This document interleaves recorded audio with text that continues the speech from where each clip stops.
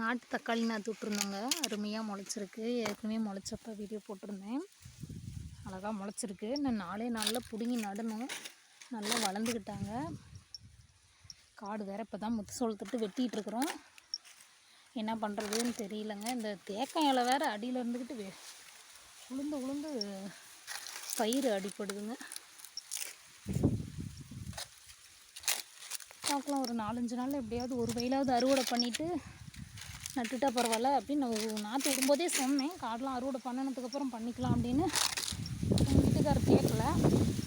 இல்லை நாற்று விட்டுருவோம், அதுங்காட்டி அறுவடை பண்ணிடலாம் அப்படின்ட்டாரு. சரின்ட்டு விட்டாச்சு. இப்போ நாற்று வளர்ந்துக்குச்சு. இதோ பாருங்கள், நல்லா வளர்ந்துக்கிட்டாங்க. பார்க்கலாம், எப்படியோ ஒரு வெயில் கொஞ்சம் சீக்கிரம் சரி பண்ணிவிட்டு ஓட்டி பார் போட்டு நட்டுறலாம் அப்படின்னு ஒரு முடிவில் இருக்கோம். பார்க்கலாங்க. ஓகே, பாய்.